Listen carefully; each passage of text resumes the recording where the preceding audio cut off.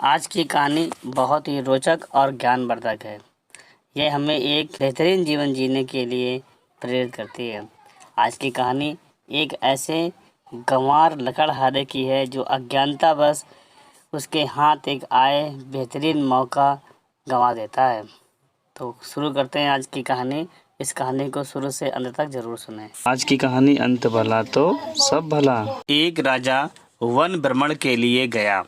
रास्ता भूल जाने पर भूख प्यास से पीड़ित वह एक वनवासी की झोपड़ी पर जा पहुंचा। वहां से आतिथ्य मिला जो जान बची।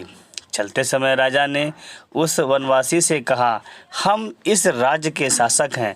तुम्हारे सज्जनता से प्रभावित होकर अमुख नगर का चंदन बाग तुम्हें प्रदान करते हैं।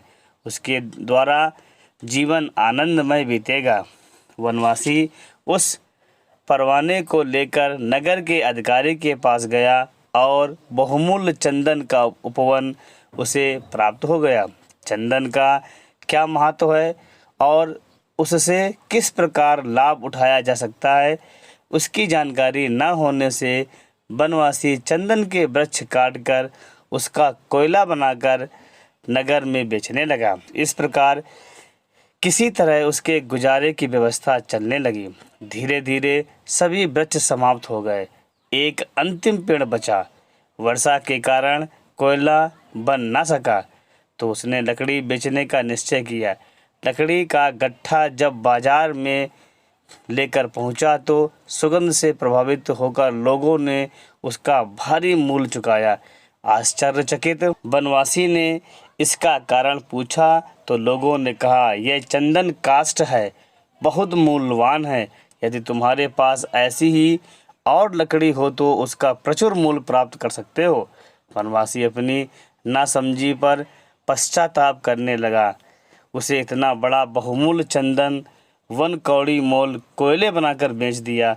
पछताते हुए नासमझ को सांत्वना देते हुए एक विचारशील व्यक्ति ने कहा, मित्र पछताओ मत, यह सारी दुनिया तुम्हारी ही तरह नासमझ है।